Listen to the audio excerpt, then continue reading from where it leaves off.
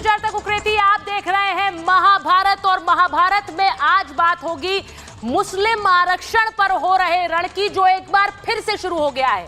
Kolkata high court के फैसले के बाद से यह रण फिर से शुरू हो गया है, क्योंकि कलकत्ता हाईकोर्ट ने साफ तौर पर कहा है कि 2010 के बाद दिए गए सारे जातियों को, जिन्हें मुस्लिम जातियों को जो ओबीसी में शामिल किया गया, इनको रद्द किया जाना चाहिए। अब ममता बनर्जी ने इसके खिलाफ खुलकर रण छेड़ दिया है, लेकिन बात ममता बनर्जी की नहीं है, बात उस पूरे सिस्टम की है जो पिछड़ी जातियों के खिलाफ रहा है, और इसका जिक्र राहुल गांधी ने भी कर दिया है। आज महाभारत इसी पर हो रही है।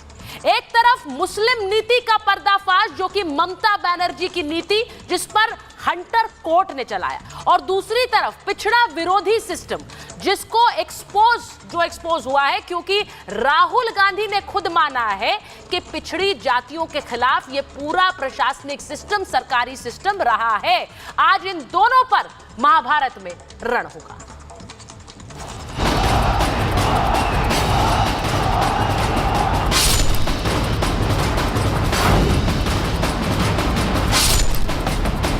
जब तक मोदी जिंदा है, कोई माई का लाल, दलित का, आदिवासी का, पिछड़ों का आरक्षण छीन नहीं सकता।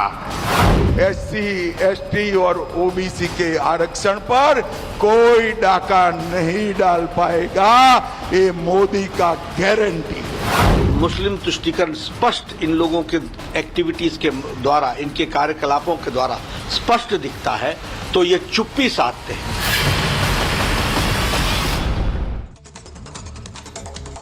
तो जो तस्वीर आप इस वक्त देख रहे हैं, बंगाल में 2010 के बाद बने 5 लाख ओबीसी कार्ड रद्द होंगे। यह कलकत्ता हाईकोर्ट का फैसला है। और क्यों है? क्योंकि ममता बनर्जी ने ज्यादातर मुसलमानों को 2012 में आने के बाद ओबीसी श्रेणी में डाल दिया। अब 2012 में ममता ने 77 जातियां ऐसी थी जिन्हें ओबीसी लिस्ट में डाला। अब इनमें से 53 तो लेफ्ट ने पहले से ही चिन्हित की थी, ममता ने 35 और जातियां चिन्हित कर दी, इन सबको ओबीसी की श्रेणी में डाल दिया। अब ममता बनर्जी की लिस्ट में 35 में से 33 तो मुस्लिम जातियां थी। अब इससे हुआ क्या? पश्चिम बंगाल में 92% मुसलमानों को आरक्षण में दे दिया गया, यानी कि 92% मुसलमान जनसंख्या पश्चिम बंगाल की को वहां पर ओबीसी का लाभ मिल रहा है। हाईकोर्ट ने कानून को असंवैधानिक करार दिया है। हाईकोर्ट का कहना है कि चुनावी वादा पूरा करने के लिए ममता बनर्जी ने ऐसा किया, और इसीलिए वो ओबीसी कार्ड अब रद्द होंगे। इस पर ममता बनर्जी हमलावर है और कह रही है हाईकोर्ट का फैसला मैं नहीं मानूंगी। वहीं दूसरी तरफ क्या पिछड़ा जाति विरोधी सिस्टम रहा है? क्योंकि राहुल गांधी ने भी इसे खुलकर मान लिया है। राहुल ने कहा कि कांग्रेस की जो सरकारें पहले की रही वो पिछड़ा विरोधी रही, लेकिन सवाल यह है कि राहुल ने पिछड़ा विरोधी सिस्टम हटाने के लिए क्या किया? राहुल गांधी ने कर्नाटक में देखिए कैसे पिछड़ों का हक वहां मुसलमानों में बांटा गया, क्योंकि वहां पूरी की पूरे मुस्लिम वर्ग को ओबीसी श्रेणी में डाल दिया गया है, वहां मुसलमानों को ओबीसी श्रेणी में डाला। तो ऐसे में सवाल यह कि राहुल गांधी अगर जानते हैं कि पिछड़ों का हक मारा गया, तो उनके आने के बाद ऐसा क्या बदलाव हुआ?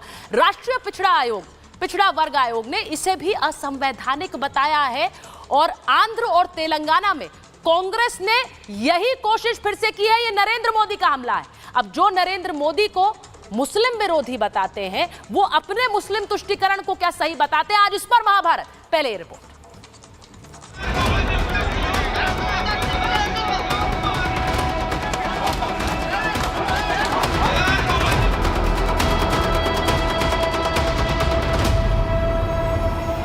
आगजनी, तोड़फोड़, बवाल, यह ममता का बंगाल है, जहां छठे चरण की वोटिंग से ठीक 2 दिन पहले तांडव मचा है। नंदीग्राम में बीजेपी टीएमसी के कार्यकर्ता भिड़ गए। हिंसा में एक महिला बीजेपी कार्यकर्ता की मौत हो गई, तो बीजेपी सड़क पर उतर आई। प्रदर्शन और गुस्सा बढ़ता जा रहा है। पश्चिम बंगाल में जब भी चुनाव आते हैं, वहां बम बंदूक के धमाके शुरू हो जाते हैं।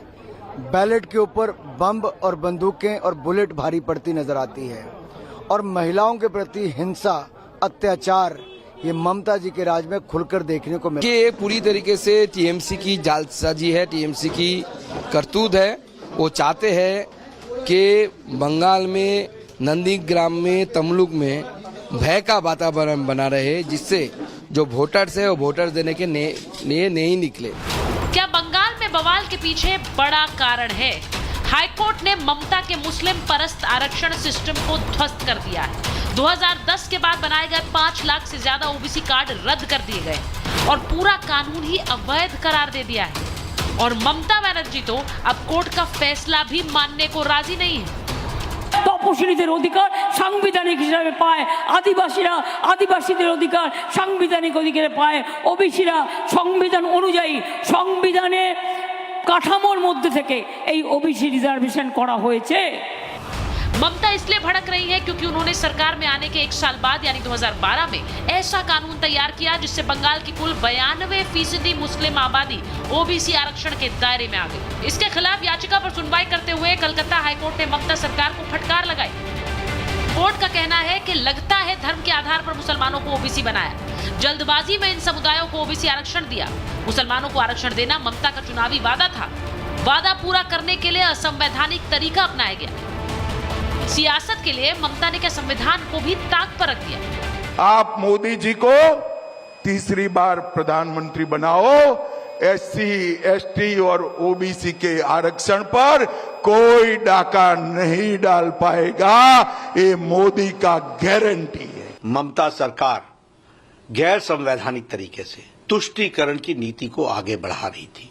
एक तरीके से कहा जाए तो मुस्लिम लीग के एजेंडा को आगे बढ़ा रही थी। ममता जी ने संविधान की रक्षा की शपथ लेकर के वो मुख्यमंत्री बनी है और संविधान के से ऊपर कोई भी नहीं है। जिस प्रकार से ममता बनर्जी जी ने बयान दिया है कि हम हाई कोर्ट का आदेश नहीं मानेंगी, वो मुख्यमंत्री के पद पर एक क्षण के लिए रहने की अधिकारी नहीं रह गई हैं, उनके खिलाफ कार्रवाई भी होनी चाहिए। ममता की मुस्लिम नीति का पर्दाफाश हो गया तो उधर राहुल गांधी ने जब से कांग्रेस की सरकारों में बने पिछड़ा विरोधी सिस्टम की बात कबूली, मोदी हमलावर हो गए। कांग्रेस के शहजादे ने एक बड़ा सच स्वीकार कर लिया। शहजादे ने मान लिया है कि उनकी दादी, उनके पिताजी, उनकी माताजी के समय जो सिस्टम बना वो दलितों, पिछड़ों, आदिवासियों का घोर विरोधी रहा है। कांग्रेस के इसी सिस्टम ने एससी, एसटी, ओबीसी की कितनी ही पीढ़ियों को तबाह किया। 6 दशकों तक कांग्रेस की सरकारें रही, उसमें गांधी नेहरू परिवार के 3 सदस्यों ने आधे वक्त तक यानी करीब 30 साल राज किया, जिनमें ये सिस्टम बना। तो राहुल तब क्यों इसे सुधार नहीं पाए?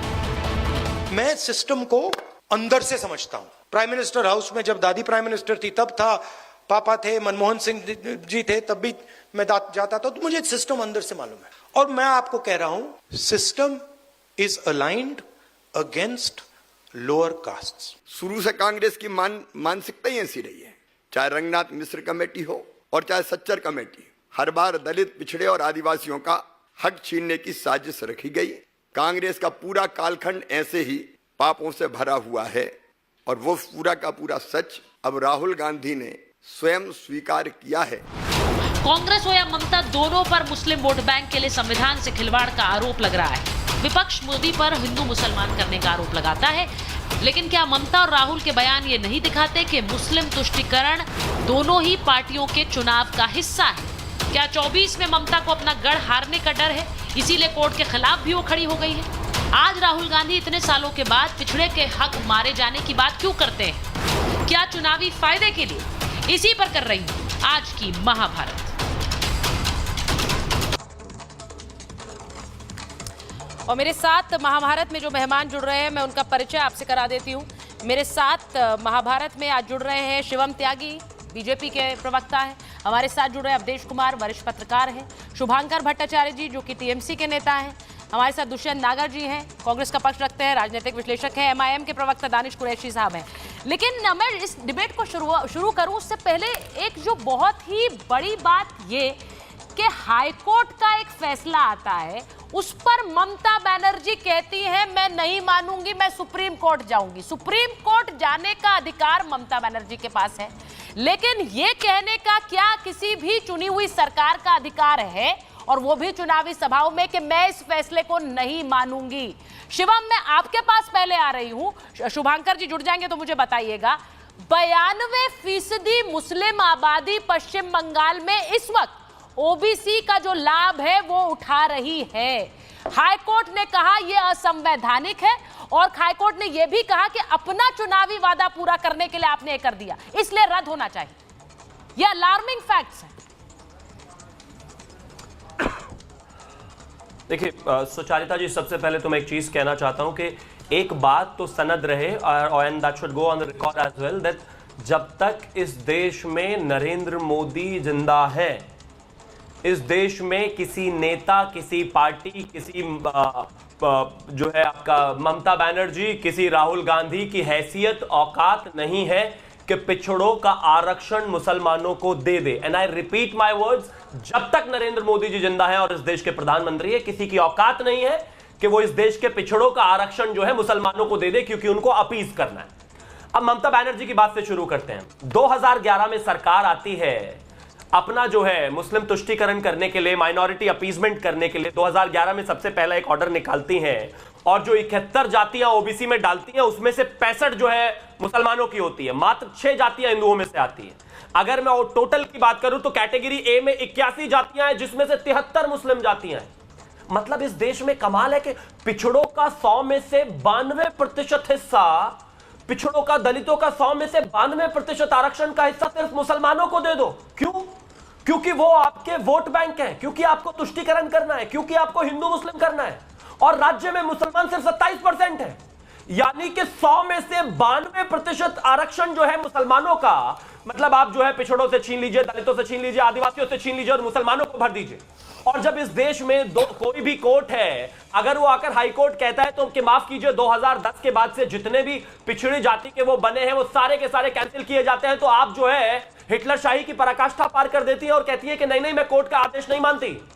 पहली बात तो यह कि बंगाल इस देश के अंतर्गत आता है, हिंदुस्तान का हिस्सा है, कोई बाहर का देश नहीं है कि मैं नहीं मानती। और ममता दीदी यहां पर कोई रूलर नहीं है, कोई राजा नहीं है कि उनके हिसाब से चीजें चलेंगी। अगर कोर्ट को ये चीजें लगती है जो कि एक, मैं मानता हूं कि किसी अंधे व्यक्ति को भी समझाया जाएगा तो उसको समझ में आ जाएगा कि किस तरीके से आरक्षण को लूटकर जो है मुसलमानों को देने की कोशिश की जा रही है। कोर्ट के निर्णय का हम स्वागत करते हैं, लेकिन ये इस देश में चलने वाला नहीं है और कम से कम ये सरकार नहीं चलने देगी। आदरणीय प्रधानमंत्री जी ने जब से बोलना शुरू किया है उन्होंने साफ कहा है कि माफ कीजिए, पिछड़ों का हक छीनकर जो मुसलमानों को आप दे रहे हैं धर्म के आधार पर, हम ये होने नहीं देंगे। मैं शुभांकर जी, अगर आप मुझे सुन पा रहे हैं, हाईकोर्ट ने टिप्पणी में क्या कहा है वो बड़ा इंपॉर्टेंट है। शुभांकर जी को स्क्रीन पर लीजिए। हाईकोर्ट ने कहा कि राजनीतिक उद्देश्य के लिए मुसलमानों के कुछ वर्गों को आरक्षण दिया गया, यह जल्दबाजी में दिया गया क्योंकि यह ममता बनर्जी का चुनावी वादा था और सत्ता हासिल करते ही इसे पूरा करने के लिए असंवैधानिक तरीका अपनाया गया। अब मेरा सवाल, आप सुप्रीम कोर्ट जाएंगे वो आपकी मर्जी है, लेकिन असंवैधानिक तरीका आपकी सरकार ने अपनाया मुसलमानों को आरक्षण देने के लिए, इस पर बोलिए पहले।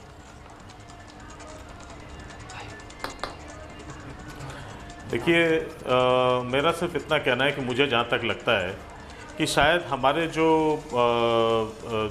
हमारी जो गठबंधन है, इंडिया गठबंधन, उनको शायद कम्युनिकेशन मैनेजमेंट शायद वाकई इधर गवर्नमेंट से सीखना चाहिए।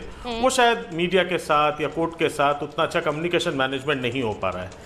और जहाँ तक कोर्ट की बात रही, शायद इस टिप्पणी के बाद ही शायद दीदी ने ये बात कही कि वो सुप्रीम कोर्ट जाना चाहेंगी, क्योंकि यहाँ बात जो मेनली आ रही है वो ये है कि क्या वहाँ पे आरक्षण, बात असंवैधानिक कह दी गई, लेकिन अगर असंवैधानिक है तो फिर एनसीबीसी के पास वापस जाने को क्यों कहा? क्यों ऑर्डर में ये चीज लिखा गया है कि national commission for backward classes को आपने, उनके साथ आपने इसको पूरा समीक्षा नहीं कराया, जो पूरा जो है आपने वहाँ पे सेंसस कराने से पहले दे दिया गया। जल्दबाजी की बात जहाँ तक है वो कहीं ना कहीं मानी जा सकती है। कोर्ट के पास जो डॉक्यूमेंट जो एनसीबीसी के तरफ से भी गया होगा और जो हमारे स्टेट काउंसिल के तरफ से भी गया होगा, उसके हिसाब से जल्दबाजी की बात अगर कोर्ट को लगता है वो आपने शुरुआत में जो कुछ लेकिन जहाँ पे जो टिप्पणी यहाँ जवाब से बचकर जब आप ठीकरा दूसरों पर फोड़ने की कोशिश करते हैं, चाहे वो मीडिया हो, चाहे वो पीआर एजेंसीज हो, तो इसका सीधा मतलब ये होता है कि सीधे जवाब से आप बच रहे हैं। पहली बात। शायद उनको लगता शुभांकर है जी, कि शुभांकर ये, जी मेरी बात सुनिए। सर्वोच्च दूसरी न्यायालय के बात, पास जाके ये जो बयान मैंने पढ़ा ये कोर्ट की टिप्पणी है, ये बाकी किसी ने कुछ नहीं कहा है। मैं तो आपसे पूछ ही नहीं रही हूं कि प्रधानमंत्री ने क्या कहा, बीजेपी के राष्ट्रीय अध्यक्ष ने क्या कहा, अमित शाह जी ने क्या कहा, मैं उस पर जा ही नहीं रही हूँ। शिवम त्यागी क्या बोल रहे हैं मैं उस पर भी नहीं जा रही हूँ। कोर्ट ने कहा आप लोगों ने असंवैधानिक तरीका अपनाया। की भी नहीं, मैंने बीजेपी के ऊपर टिप्पणी की भी नहीं। हाँ, मैंने बीजेपी के ऊपर टिप्पणी की भी नहीं।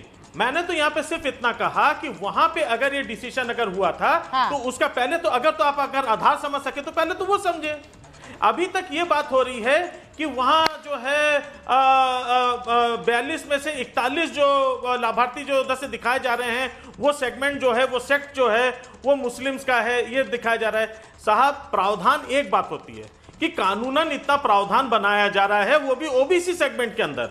मैं आपको बता दूं 16 मई 2024, इसी 16 मई की बात कर रहा हूं, आप देखिए एक एनसीवीसी ने, national commission for backward classes ने पंजाब और वेस्ट बंगाल को दोनों को सर्कुलर भेजा था कि आप अपने ओबीसी के रिजर्वेशन को बढ़ा सकते हैं, क्योंकि 50% का जो ओवरऑल जो रखा गया है सुप्रीम कोर्ट द्वारा जो एक मापदंड जो रखा गया था उससे हम लोग कहीं ना कहीं बढ़ाने के लिए कहा या फिर ये कहा कि मुसलमानों को ओबीसी में आरक्षण दे दीजिए। सर दोनों बातें अलग हैं, पूरी बात सुन लीजिए, डोंट कंफ्यूज द टू, क्योंकि ऐसा करके आप व्यूअर को भी कंफ्यूज कर रहे हैं।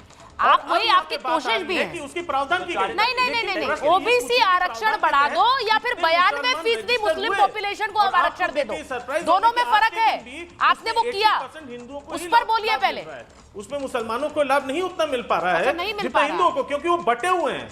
आप इस बात को समझिए, वो सेगमेंट के हिसाब से, सेक्ट के हिसाब से, कास्ट के हिसाब से बटे हुए हैं। और लॉजिक जो है अवधेश जी, थोड़ा और बढ़ा दीजिए। समझ नहीं आया कि 92% पॉपुलेशन को लाभ मिल गया, लेकिन शुभांकर जी यहाँ बैठकर कह रहे हैं कि वो लाभ मिल ही नहीं पा रहा है। मेरा सवाल ये है सर कि ये जो ऊपर से चादर डालकर आप दिखाने की कोशिश कर रहे हैं कि हमें कहा गया सरकारों को कि आप ओबीसी आरक्षण बढ़ा लीजिए। नहीं सर, ये ऊपर से चादर डालना ही है। आप ये क्यों नहीं एक्सेप्ट कर रहे हैं कि 92% पॉपुलेशन को आज मुस्लिम आरक्षण मिल रहा है? मैंने जो बात कही आप उसी बात को आप दोहराएं, उसी बात को कहें। अगर आपको मेरे ऊपर कोई अपने शब्द अगर मेरे मुंह में ठूसते हैं तो फिर आप उसको काउंटर कर सकते हैं तो कर लीजिए। आप अभी भी चोला पहनाने की कोशिश करें। अब देखिए आपके पास आ रही है, जरा बताइए, क्योंकि ये सिस्टम पिछड़ा विरोधी रहा, ये तो राहुल गांधी भी अब चीख चीख कर कह रहे हैं। नहीं देखिए, ऐसा है, पिछड़ा विरोधी है, पिछड़ा समर्थक है, इस पर तो मैं बाद में आऊंगा। पहले देखिए, पश्चिम बंगाल की आबादी में अगर मुसलमानों का प्रतिशत 27, 28, 29, 30 है, मान लीजिए, हिंदुओं की आबादी 70, 71, 72, 73 है, उसमें दलित और पिछड़े वर्ग की आबादी 70, 71 में भी 80-85% है। लेकिन अगर 179 पिछड़ी जातियों में 118 केवल मुसलमान है, यानी आप 66% केवल उसमें मुसलमानों को डालते हैं, तो किसके पक्ष में गाया गया है? 70% जो आबादी है उसको अब 33% उसमें अगर शामिल है, 30%, तो ये क्या हो रहा है देश में? एक दूसरी बात कि अपनी बात करने से पहले यह स्पष्ट करना जरूरी है कि मुसलमानों के आरक्षण का विरोध नहीं है। नरेंद्र मोदी सरकार ने जब EWC इकोनॉमिक वीकर सेक्शन को आरक्षण दिया है, उसमें सभी शामिल हैं, उसको रिलीजन के आधार पर भेद नहीं है, उसमें मुसलमान भी हैं EWS में। तो वो एक तरीका है कि आरक्षण से वंचित हुए लोगों में भी अगर गरीब हैं आर्थिक रूप से, उनको अवसर की समानता मिले तो उसमें दिया जाना चाहिए। लेकिन अब इसमें सुप्रीम कोर्ट जो कह रहा है, आपने पढ़ा है 2-3 लाइन जो है और इसमें से समझना जरूरी है। उन्होंने लिखा है कि इन जातियों को ओबीसी घोषित करने के लिए वास्तव में रिलीजन ही एकमात्र मानदंड प्रतीत होता है। दोबारा वो लिख रहा है, न्यायालय का मन इस संदेह से मुक्त नहीं है कि इस समुदाय को राजनीतिक उद्देश्यों के लिए एक वस्तु के रूप में माना गया है। तीसरी पंक्ति, 77 श्रेणियों को ओबीसी में शामिल करने संबंधी श्रृंखला और उनके समावेश से स्पष्ट होता है कि इसे वोट बैंक के रूप में देखा गया है। और उसने ये भी कहा है कि मुस्लिम समुदाय का भी अपमान है। तो न्यायालय स्पष्ट कह रहा है वोट बैंक। अब हुआ क्या है देखिए, इसमें इसमें 2 पॉइंट जरूरी है ना, जरा 2 पॉइंट समझिए। ये केवल ममता बनर्जी जब वाम मोर्चा सरकार जा रही थी सत्ता से, जब लगा कि हम जा रहे हैं, उसका जिक्र किया मैंने, तो उसने क्या किया कि उसने अलग से एक ओबीसी ए बनाया, उसमें 42 जातियों को शामिल किया, जिसमें से 41 मुस्लिम थे। एग्जैक्टली। जब ममता बनर्जी की सरकार आई तो इसने उसको वो ए के साथ साथ एक बी भी बना और डाले, बिल्कुल ना ना उसमें 35 डाला, और इसके लिए जो कोर्ट कह रहा है, नहीं 35 में 33 कोई नहीं, कोई नोटिफिकेशन नहीं, कोई मीटिंग नहीं, कहीं से कोई आवेदन नहीं मंगाया गया, पिछड़ा वर्ग आयोग से भी उसकी संस्तुति नहीं ली गई, इतनी जल्दी में मैं एक बार दुष्यंत जी के पास जा रही हूँ। दुष्यंत जी जरा बताइए, राहुल गांधी अब कहते हैं कि सिस्टम कैसे पिछड़ा विरोधी रहा। अब मुझे ये बताइए, सिस्टम पिछड़ा विरोधी रहा, आप भी मान रहे हैं पहले तो ये बताइए। है। अच्छा, आज भी है। तो इतने सालों से पिछड़ा विरोधी रहा, तो उन्होंने इस पिछड़ा विरोधी सिस्टम को खत्म करने के लिए क्या किया? क्योंकि सरकारें, उन्होंने खुद कहा कि मेरी दादी थी, फिर मेरे पिताजी थे, मैं जाता था, फिर उसके बाद हमारी यूपीए की सरकार आई, मैं तब भी जाता था, मैं एक्टिव था, लेकिन ये सत्य है कि पिछड़ा विरोधी ये सिस्टम रहा। तो उसको सुधारने के लिए आपने ये किया कि आपने कर्नाटक में सारे मुस्लिम वर्ग को ओबीसी श्रेणी में डाल दिया, ऐसे आपने सिस्टम ठीक कर दिया। ये गलत है। देखिए, कांग्रेस पार्टी की और कांग्रेस पार्टी समेत पूरे विपक्ष की ये मांग है कि भाई कास्ट सेंसस करिए, इकोनॉमिक आर्थिक आधार पर सर्वे करिए, ठीक है, उसी से तो पता चलेगा कि पिछड़ी जातियों की क्या स्थिति है। कौन सी जातियां ओबीसी में ऐसी हैं कि जो आर्थिक रूप से सशक्त है, उनको अलग कैटेगरी में डाला जा सकता है, किन्हीं को अभी तक लाभ नहीं मिला है, उनको लाभ देने के लिए उनकी संख्या कितनी है, उस संख्या के आधार पर आरक्षण तय करने के लिए, ये सारे सिस्टम को ठीक करने के लिए ही तो कास्ट सेंसस की और आर्थिक आधार पर सर्वेक्षण की बात हो रही है। उसको इनकी पार्टी, हमारे मित्र की, त्यागी जी की पार्टी तैयार नहीं है, सरकार तैयार नहीं होती। दूसरा, इन्होंने कहा कि मोदी जी के होते हुए कि कहीं किसी ओबीसी के आरक्षण का खतरा नहीं है। बड़ी अच्छी बात है, प्रधानमंत्री जी भी स्वयं को कहते हैं भाई मैं भी ओबीसी हूँ, लेकिन इन्हीं के राज्य में, उत्तर प्रदेश में 69,000 टीचर्स की भर्ती हुई।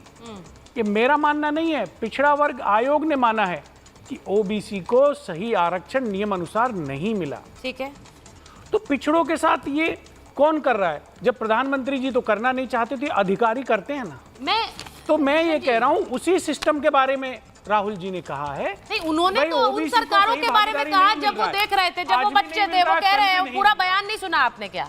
मैं इसलिए पूछ रही हूँ क्योंकि वो अपनी सरकारों के बारे में कह रहे हैं। उन्होंने नरेंद्र मोदी के लिए तो वो और ही आजकल शब्दों का इस्तेमाल कर रहे हैं, मैं उसमें जाना नहीं चाहती हूँ, वो बहुत अच्छे शब्द नहीं है। अभी थोड़ी देर पहले शो शुरू होने से पहले एक खबर मैंने पढ़ी, तो वो शब्दों पर मैं नहीं जाती हूँ। देखिए, शब्दों का तो दोनों तरफ से ही देखिए, वो भी शहजादा ये कोई शब्द नहीं होता। नहीं, मैं शहजादे और मैं तो डिक्टेटर तक पर नहीं जाना चाहती हूँ, वो तो तब भी शब्द कहूंगी मैं, उससे एक कदम आगे चले जाते हैं वो। अभी जो ताजा बयान आया, मैं थोड़ी देर बाद उस पर जिक्र करूंगी, लेकिन जरा सुन लीजिए, जब वो कहते हैं कि मैं जाता रहा है, when my grandmother was the PM, my father was the PM, and when Manmohan Singh was the PM, वो ये जिक्र कर रहे हैं इनका, यानी कि मेरी दादी जब थी, मेरे पिताजी थे, मनमोहन सिंह जी थे, I used to go to the PM's house, मैं प्रधानमंत्री आवास जाया करता था, तो मुझे सिस्टम बहुत अच्छी तरह से पता है और मैंने देखा है कि ये सिस्टम पिछड़ा विरोधी रहा।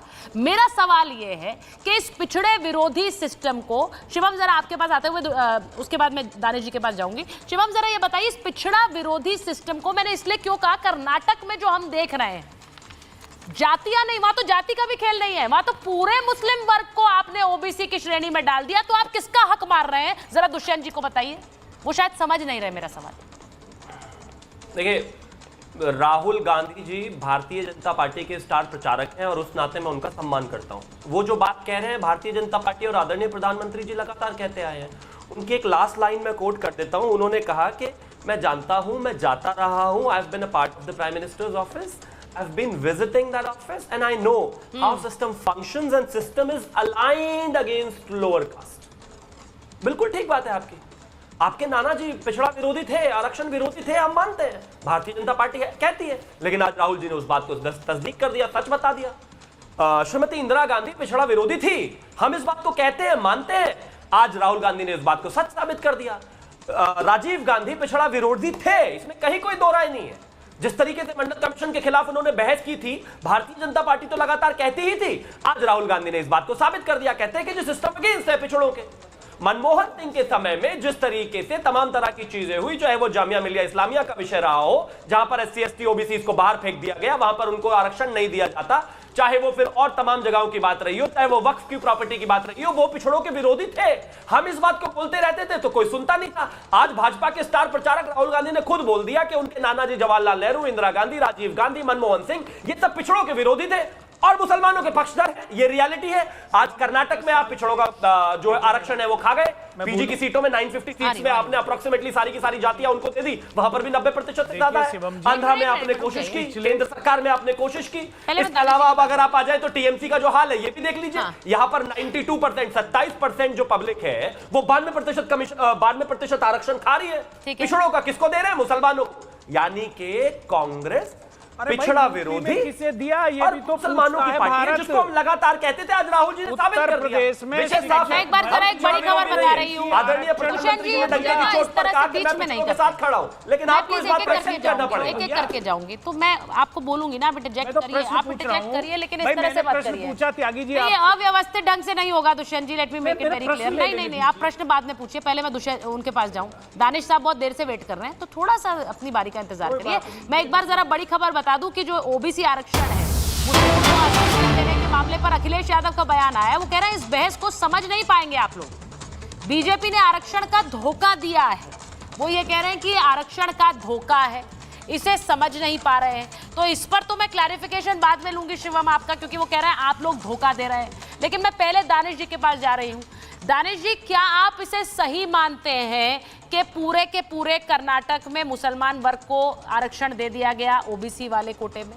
क्या आप इसको सही मानते हैं कि बंगाल में 92% मुसलमान आबादी इस वक्त ओबीसी का लाभ उठा रही है? दानिश जी देखिए सुचारिता, मैं एक बात बताऊं। दरअसल देश में जिस तरीके की राजनीति होती आई है और मुसलमानों को जिस तरह से निशाने पर रखा गया, भारतीय जनता पार्टी का तो जन्म अभी जुमा 8 दिन का है, लेकिन इससे पहले आप देखें तो कांग्रेस का रोल बिल्कुल साफ तौर पर रहा है और उसके बाद की सो कॉल्ड सेक्युलर पार्टियों का भी यही रोल रहा है। मैं ये पूछ रहा हूं कि देश के प्रधानमंत्री रिजर्वेशन में जो बात कहते हैं, इनकी तो सोच ही अलग है। वो तो 4 बातों की बात करते हैं, वो तो इनकी बात ही नहीं करते। SC, ST, OBC और बाकी पिछड़ों की उनकी बात नहीं करते। वो तो कहते हैं नारी, गरीब और पिछड़ा, उनकी 4 जो वर्ण की उन्होंने बताए हैं, तो उनके मुताबिक तो ये पूरा मामला ही अलग बदल जाता है। तो ये तो हो गई भारतीय जनता पार्टी की सोच। रह गई बात धर्म के आधार की राजनीति की बात, तो धर्म के आधार पे राजनीति की बात अगर की जाए तो इसकी शुरुआत आर्टिकल 341 से हुई, जिसमें मुसलमान और क्रिश्चियनों को एक्सक्लूड किया गया। ये आपके सामने है, तो ये धर्म के आधार से शुरू होगा।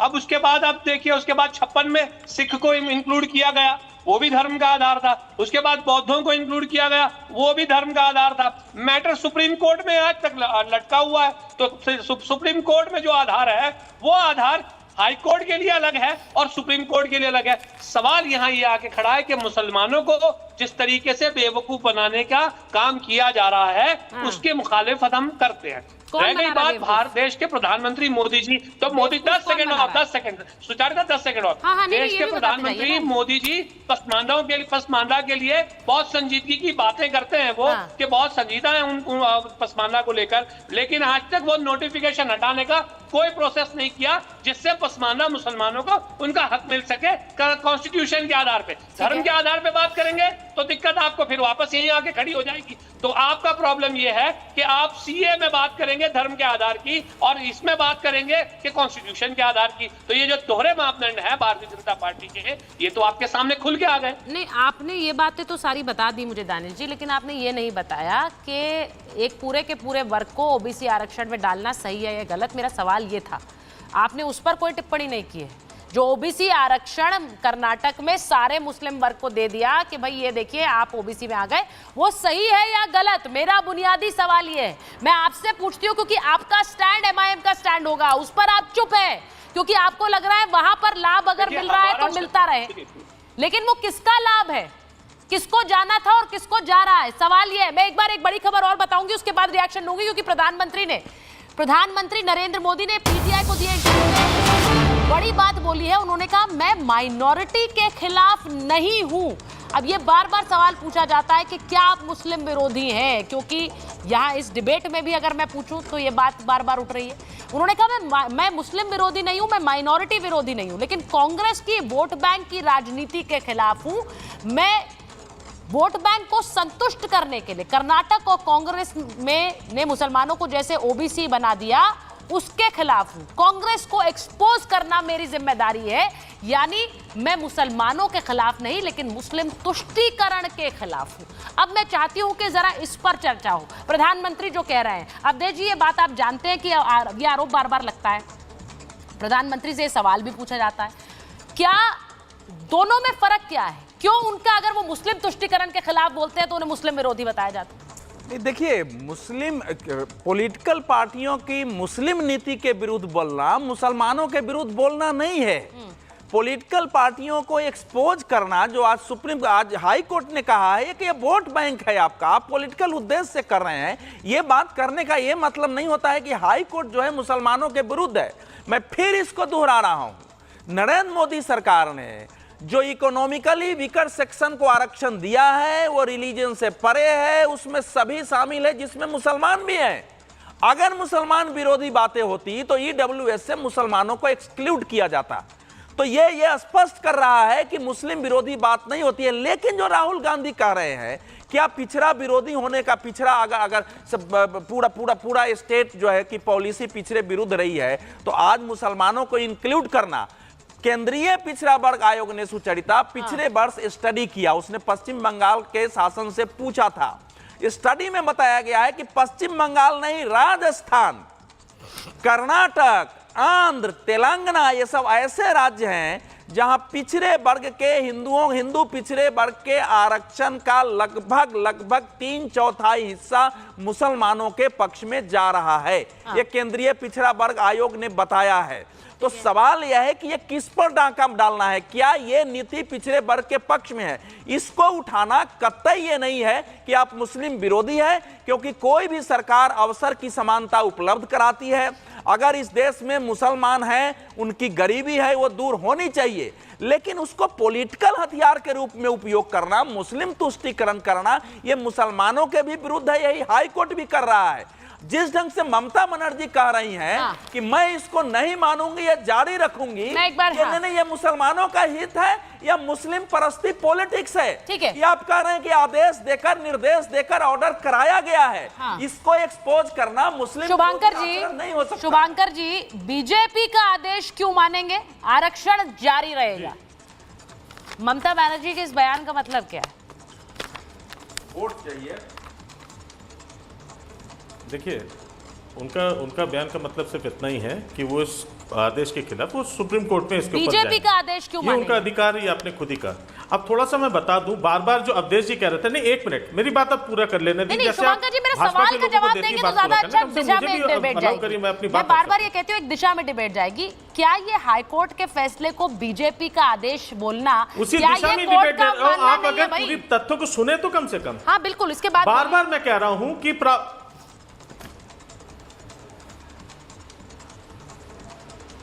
बोले हेलो, बोले शुभांकर जी, आवाज आ रही है? मैं बार बार एक बात कह रहा हूं कि बार बार यहां पे कहा जा रहा है प्रावधान और लाभार्थी कितने हैं। प्लीज इसका फिर तो आप इसकी गणना कराई जाए कि चाहे वो केरल हो, चाहे कर्नाटक हो, चाहे वेस्ट बंगाल हो। जब ये कहा जाता है कि 90% का वो मुसलमान उसका फायदा, क्या वो फायदा उठा रहे हैं? तो इसकी गणना होकर न पता चलेगी कि कितना लाभ कितने उसमें हिंदुओं को मिला, कितने मुसलमानों को मिला। तब तो इस पॉइंट को सामने रखिए और इसके ऊपर जोर से फिर आप इसके ऊपर डिबेट करिए। नहीं, आप ये कह रहे हैं कि कोर्ट ने ऐसे ही कह दिया, ऐसी कोई लाभ मिल ही नहीं रहा है। नहीं कर सकते कि इसका गणना कराइए, कोर्ट का फैसला कैसे आ गया भाई? सारी बातें तो सिर्फ इसका क्या मतलब है शुभांकर जी? प्रावधान को लेकर आप बात कर रहे हैं, प्रावधान को लेकर आप डिस्कशन कर रहे हैं। एक चीज में स्पष्ट बोलिए। केंद्रीय पिछड़ा वर्ग आयोग ने पश्चिम बंगाल सरकार से पूछा कि ये जो नाम आप दे रहे हैं मुस्लिम का, ये तो हिंदू पिछड़ी जातियों का नाम था, वो कहाँ गए हैं? तो उनका इसका स्पष्ट आंकड़ा नहीं है, लेकिन उन्होंने धर्म बदल लिया होगा। मतलब आखिर वो हिंदू से मुसलमान हो गए होंगे अगर आरक्षण लेने के लिए। सुनिए नहीं, बहुत खतरनाक स्थिति है कि अगर आरक्षण के लिए हिंदू पिछड़ी जातियां इसलिए मुसलमान हो रही हैं कि उनको आरक्षण का लाभ मिल रहा है, तो इससे भयावह स्थिति कुछ भी नहीं हो सकती है किसी देश के लिए।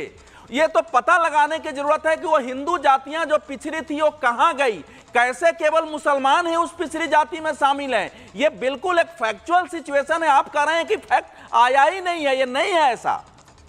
मैं शिवम एक बार काउंटर ले रही हूँ। शिवम, ये जो बात बोल रहे हैं शुभांकर जी, मैंने सवाल सीधे पूछा था, हाईकोर्ट का फैसला बीजेपी का आदेश कैसे है, इस पर क्यों नहीं बोलते हैं शुभांकर जी?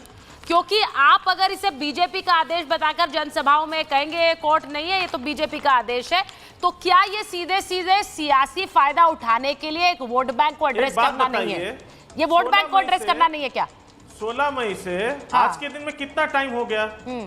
16 मई से आज के दिन में कितना टाइम हो गया? मतलब एक हफ्ते के पहले ही तमाम मीडिया में, तमाम अखबारों में एक खबर निकली कि एनसीपीसी पंजाब और वेस्ट बंगाल को चिट्ठी लिख के ये चीज पूछ रही है कि जितना वहां पे जो रिजर्वेशन का जो प्रावधान है उसमें आप पीछे चल रहे हैं, इसके प्रावधान को और बढ़ाया जाए। एक तरफ तो आप ये कह रहे हैं, दूसरी तरफ आप कह रहे हैं 90% मुस्लिमों को। शुभांकर जी, मैंने ये बात रियलाइज करी है कि आप कितने लोगों नहीं, आप जो मैं सवाल पूछ रही हूँ आप उस पर घुमाकर बाकी सारी बातें कर रहे हैं। ये मत करिए, डायरेक्ट बात करिए ना, डायरेक्ट बात करिए। कोर्ट ने भी प्रावधान को लेकर प्रश्न, प्रावधान पे आपकी सुई अटक गई। प्रावधान को लेकर 10 बातें आपको अवधेश जी ने समझा दी। शिवम, आपके पास आ रही हूँ। शिवम बोलिए, शिवम बोलिए। प्रावधान को लेकर आपकी सुई अटकी हुई है। 2012 का केस है, प्रमाण पत्र रद्द करना कोई छोटी बात नहीं होती है। के पॉलिसी को एक्सपोज किया है कि आप हिंदू पिछड़ों का गला काटकर मुसलमानों के वोट के लिए उनको दे रहे हैं और हाई कोर्ट पर टिप्पणी करके हाई कोर्ट के विरुद्ध एक समुदाय को भड़का रहे हैं कि हाई कोर्ट अविश्वसनीय है, तुम्हारे विरुद्ध है। ठीक है अवधेश जी, शिवम बोलिए। खत्म करेंगे, क्यों नहीं मैनिफेस्टो? जी नहीं, आरक्षण कोई खत्म। शिवम बोल रहे हैं, एक मिनट अवधेश जी, शिवम बोलिए।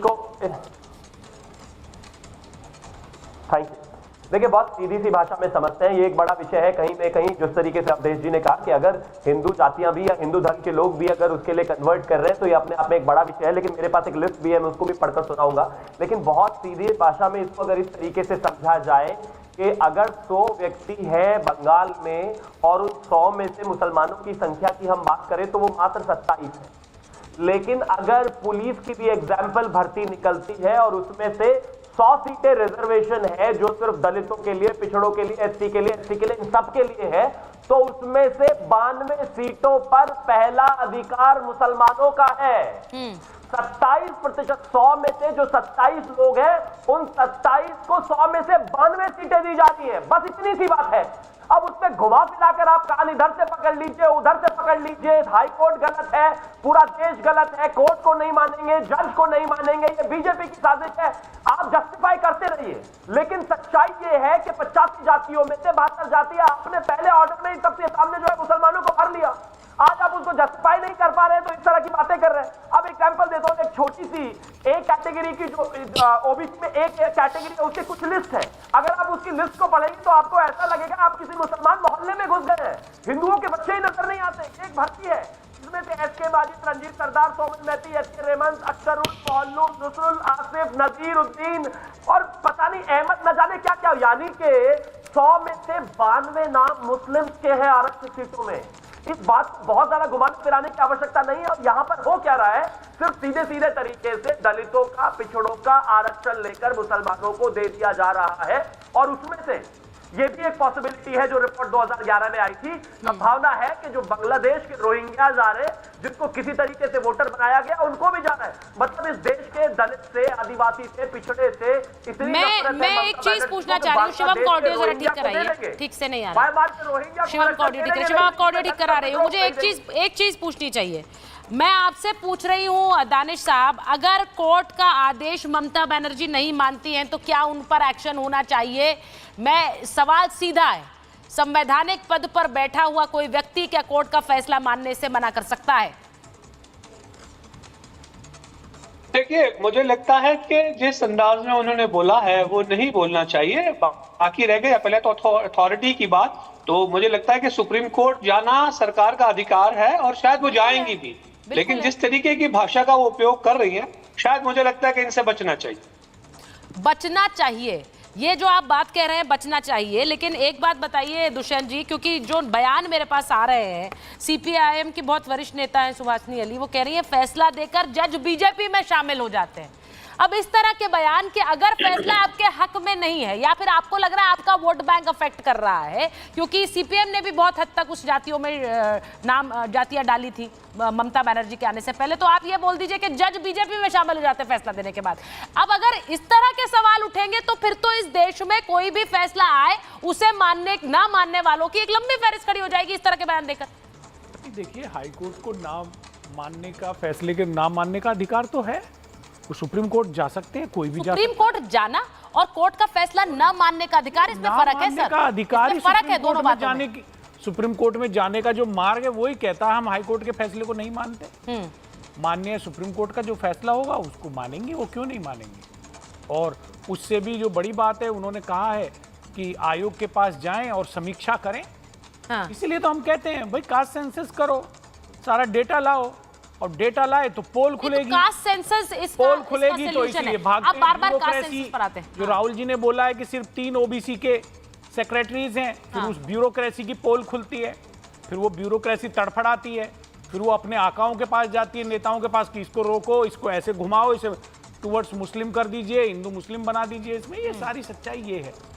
ओबीसी के आरक्षण पे मैंने भाजपा के प्रवक्ता से सवाल पूछा, उन्होंने जवाब ही नहीं दिया। नहीं, क्यों नहीं दिया? पूछे जवाब। उत्तर प्रदेश में जवाब तो देना पड़ेगा, कोशिश तो महाभारत में यही होती है, वरना क्या। पिछड़ा वर्ग आयोग के चेयरमैन साहब ने कहा है कि शिक्षक भर्ती में ओबीसी के आरक्षण का नियम पूर्वक पालन नहीं हुआ।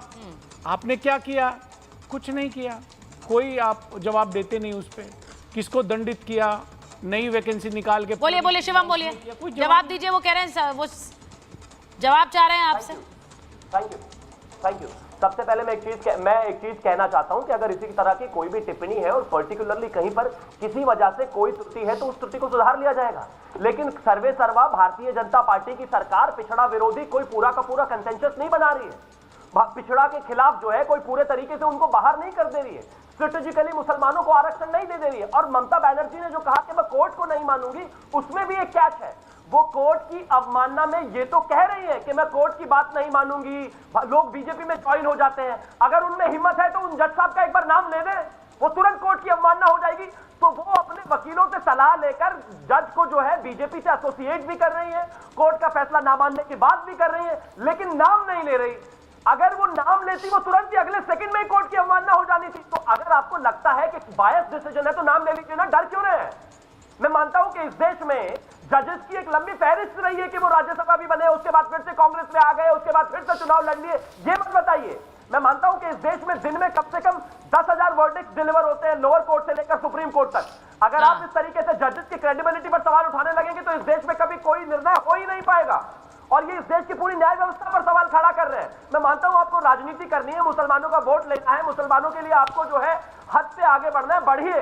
लेकिन कम से कम लोअर कोर्ट में खड़ा हुआ एक व्यक्ति जिसको 20 साल में न्याय मिला हो, उसको चैलेंज मत कीजिए। कल वो भी कहेगा कि मेरे साथ भी अन्याय हुआ है, बात खत्म हो गई। मैं नहीं मानता इस कोर्ट का चैलेंज, कोर्ट के कोई भी वर्डिक्ट को नहीं मानता। ये अपने आप में मुझे लगता है खतरनाक प्रथा है, और कहीं ना कहीं अगर सुप्रीम कोर्ट में भी जाएंगे तो वही धराशायी होना है जो अभी हुआ है। देखिए, क्या यहाँ पर जो बात प्रधानमंत्री ने कही, मैं उस पर भी वापस आना चाह रही हूँ। प्रधानमंत्री ने जो बात कही, हाँ बोलिए। ये जो कह रहे हैं ना, ये राष्ट्रीय पिछड़ा वर्ग आयोग ने ही, जो नरेंद्र मोदी सरकार के तहत है, उस आयोग ने ही उत्तर प्रदेश सरकार से पूछा कि आपके यहाँ पालन नहीं हुआ है। ऐसा नहीं कि ये बाहर से आया है, इसका पालन सुनिश्चित करें और हमको उत्तर दें। तो ये कहना कि मतलब अगर वहां नहीं हुआ है, उसमें कुछ आरोप लगे थे, मामला न्यायालय में भी गया है, लेकिन केंद्र ने ही ये सवाल पूछा है लेटर लिख के, कोई बाहर से नहीं आया सर। केंद्र के पास शिकायत लेके गए। नहीं, सुनिए, सवाल है तो छानबीन तो पिछड़ा वर्ग आयोग कर रहा है ना, उसकी सूची मंगाई, उसकी देखी गई है, नहीं है तो उसके पालन करने कह दिया आप पवित्र हो गए। नहीं, सुनिए, आप एक चीज उठा करके जो पूरे देश में आरक्षण में घपले हो रहे हैं, सुनिए, समय स्थिति है कि पूरे देश में दलितों संविधान के अनुसार बने हुए नियमों का पालन करवाना है। लगेंगे नहीं, बीच में मैं तो दो वर्ड बोले, मैं तो पूरी डिबेट में मैं केवल ये कह रहा हूं, क्या इसकी तुलना जो पूरे देश में ये घपले हो रहे हैं आरक्षण में, जो पिछड़े वर्ग का आरक्षण है, अनुसूचित जाति जनजाति का आरक्षण है, उसको रिलीजन के नाम पर एक समुदाय विशेष, अब आपने सही कहा, पूरे देश में घपले हो रहे हैं। घपले पूरे देश में। अरे भाई तो ये बात से मैं आपकी तेलंगाना में है, आंध्र में है, कर्नाटक में है, राजस्थान में है, कपला भाजपा रूलिंग स्टेट्स में भी हो बंगाल में है। तो सवाल यह है कि अगर इतने चारे स्टेट में तो पूरे देश का नाम लेना पड़ेगा ना। और जहां सरकारें चुनाव सामने है, पिछड़े वर्ग, दलितों और देखिए ये जब कोर्ट का फैसला आता है, ऐसी कौन है, जब कोर्ट का फैसला आता है तो इस बात पर से जानकारी सामने आती है कि कैसे एक राज्य में 92% मुस्लिम आबादी ओबीसी के का लाभ उठा रही है, दूसरे राज्य में पूरे की पूरी मुस्लिम आबादी ओबीसी में शामिल कर दी गई है। मैं ये पूछ रही हूँ कि क्या ये चिंताजनक नहीं है? क्योंकि जब आप बार बार मुस्लिम विरोधी तो आप देश के प्रधानमंत्री को कहते हैं, लेकिन यहां अगर आप ओबीसी का हक मार के मुसलमानों को दे दे तो क्या वो सही है? आप वहां ओबीसी का हक नहीं मान रहे, और आप अगर मार रहे हैं तो आप उस हिम्मत रखिए ये बोलने की, क्योंकि आपको लगता है मुस्लिम वोट बैंक भी सुरक्षित रहे। वहीं दूसरी तरफ ये चादर उड़ाए वाली पॉलिसी मैंने बार बार शुभांकर जी इसीलिए कही है क्योंकि आपको पता है वोट बैंक, आप सिर्फ मुस्लिम वोट बैंक पर सरकारें नहीं बना सकते हैं, आपको दूसरे तरफ वाला वोट बैंक भी चाहिए। तो ये पीछे के दरवाजे से करने वाली नीतियां कब तक चलेंगी? सवाल ये है, इस पर स्टैंड क्लियर होना चाहिए, सरकार दर सरकार, पार्टी दर पार्टी। जल्दी से शुभांकर जी, समय नहीं है मेरे पास। उत्तर आपने खुद ही दे दिया। हाँ मान्यवर, उत्तर आपने खुद ही सारे दे दिया। उत्तर आपके मैं ही दे रही हूँ, क्योंकि आप नहीं दे रहे। जो है कि अल्पसंख्यकों के बूते पे कोई अपना सरकार नहीं बना सकती, तो आप खुद समझ सकते हैं कि लॉजिकली कोई भी स्टेट गवर्नमेंट क्यों किसी अल्पसंख्यक को लेके सिर्फ उनकी तुष्टिकरण करने बैठेगी? ठीक है, वो तो ज्यादा आसान होता किसी बहुसंख्यक के प्रति जाती। लेकिन बात यही होती है जब आप अपने पॉलिटिकल इंटरेस्ट से ऊपर उठकर जब आप देखते हैं कि वाकई ये जो वर्ग है वो पिछड़ रहा है, उसको संख्या के हिसाब से देखिए। अल्पसंख्यक का मतलब होता है जिसकी संख्या कम हो, और बार बार ये कहना बंद करिए कि लाभ उठा रहे हैं, कोई लाभ नहीं उठा रहा है। आप उसे आपसे पहले संख्या, फिर वही बात आपने कर दी, आपको समझ ढाक के 3 बात यही होता है, आप घूम फिर के फिर वहीं आ गए और बोल रहे कोई लाभ नहीं उठा रहे। तो कोर्ट ने जो देखा वो गलत देखा, कोर्ट के सामने जो तथ्य रखे वो गलत रखे गए, और कोर्ट ने जो फैसला दिया वो भी गलत था। सिर्फ ममता बनर्जी सही है, सिर्फ राहुल गांधी सही है। मुझे तो यही लग रहा है इस सब के बाद, इस सब पूरी बहस के बाद। इसके बारे में जरा सोच लीजिए। महाभारत में इतना ही समय था। बहुत बहुत धन्यवाद।